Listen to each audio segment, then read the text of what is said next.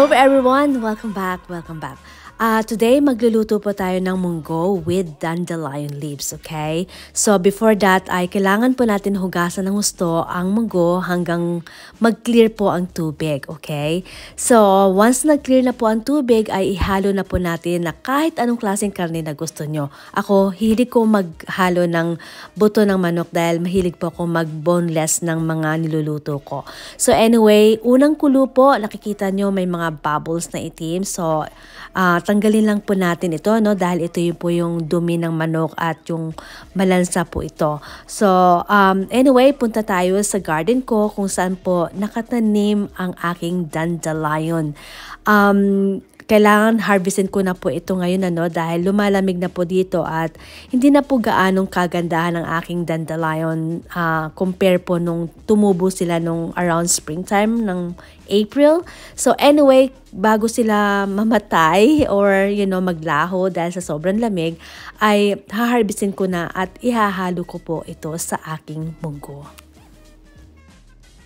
At sa mga hindi po nakakaalam, ang dandelion po ay nakakain talaga at marami po itong benefits sa inyo.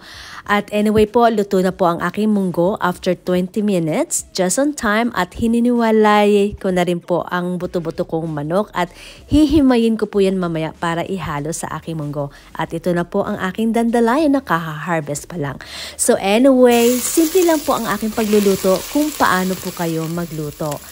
So, ginisa ko po ang garlic and ginger and onion at hinalo ko lang po ito. At pagkatapos po ay hinalo ko po yung shrimp na binalatan ko na. At of course, ihalo lang din po natin ulit ito. At ihalo rin po natin ang ground black pepper according to your taste mo. Maghalo na rin po kayo ng kahit anong powder na pampalasa. So, it's up to you. It's your choice. At after that, nilagyan ko po ng 1 cup of water at yung tomato po. After ko pong lagyan ng tubig, ay pinapakulo ko muna po yung tubig bago ko ilagay yung munggo dahil para maiwasan pong mapanis ang ating munggo, okay? So, yan na po, na ilagay ko na po ang munggo at hinalo ko po dahan-dahan lang kasi ayaw natin malamog na gusto yung munggo. At tinakpan ko po ulit siya at pinapakulo ko siya ng 5 minutes and after that ay hinalo ko po yung hinimay kong manok galing sa buto-buto at nilagay ko na rin po ang dandelion leaves. Hindi ko po siya hinalo, pina-steam out ko muna po siya for a couple of seconds bago ko siya takpan dahil mapait po ang dandelion. So, para maiwasan pong pumait ang ating munggo, ay wag pong haluin. So, after 2 minutes ko pong pinakulo, doon ko na po siya hinalo at ready na po tayong kumain. May kanya-kanya po tayong idea kung anong ihahalo po sa ating munggo, Yung iba po naghahalo ng baboy, yung iba naman po ay chicharon, at yung iba naman po ay naghihimay ng piniritong isda. Masarap po lahat yun. So, kahit anong luto po na ihahalo sa munggo ay masarap po talaga ito. Originally po sa mga Pilipino, ang hinahalo po natin ay dahon ng ampalaya, pero dahil wala po ako niyan sa garden ko at kaya hinalo ko po yung aking dandelion leaves. Ang dandelion po at dahon ng ampalaya ay wala pong pinagkaiba, pareho po silang mapait at masustansya. Pareho din po ng benefits na makukuha natin. So anyway, gusto ko palang i-shoutout po ang father ko na si Ramon Lumosbog. Galing po sa garden niya yung ampalaya na kinakain ko. At super sarap po talaga. Kakaiba po talaga yung hinarvest sa garden kesa yung nabibili lang po sa store, So yeah, thank you so much to my father, Ramon Lumosbog. So anyway guys, gusto kong i-shoutout yung mga kaibigan ko dito sa YT na nakasupport talaga sila sa akin anytime, full support, and I'm so thankful na nakilala ko sila dito. So first, si Pearl Lorenzo, please support her channel. Nagpo-propagate siya ng mga halaman at talaga naman pong hanga po ako kung paano niya mapadami yung mga halaman niya. At saka po, napakagaling po niyang kumanta. Kaya, pag sinuwerte po kayo, panoorin po nyo ang kanyang channel. Please, puntahan nyo si Pearl Lorenzo at talaga na po mapapahinga ka ng malalim pag narinig nyo ang maganda niyang boses. So, si Che It 08. Sorry. Che It 08. Sorry. Hirap ipronounce ng pangalan niya. Supporter ko rin po ito. Lagi po ito, naka-full support po sa akin. Please watch her channel at mag-enjoy po kayong panoorin ang kanyang mukbang with spicy food. Talaga po, napakasarap po niyang kumain. Grabe.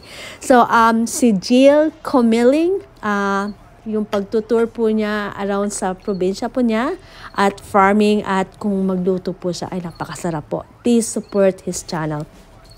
Si Isabel, please watch her, support her channel. It's about cooking at talaga na pong enjoy po kung panoorin at matutunan ang kanyang mga recipe about chicken. Especially yung kanyang chicken steak at chicken liver with eggs. Kakaiba po yung mga niluluto niya at talaga na pong napakasarap. And Kalaybong Bro. Kalaybong Bro. Yes, please support his channel.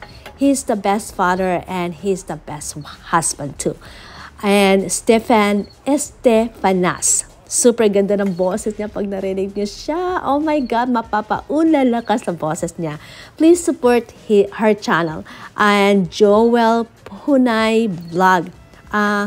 Marami kayong matututunan sa kanya. Yung technique kung paano po manghuli ng malalaking isda. Oh my God. Super laki po ng mga isda mga nahuhuli niya. Yeah, please support his channel. Mga supporter ko po ito sila na naka-full support po sila sa akin. O'Neil Entertain TV.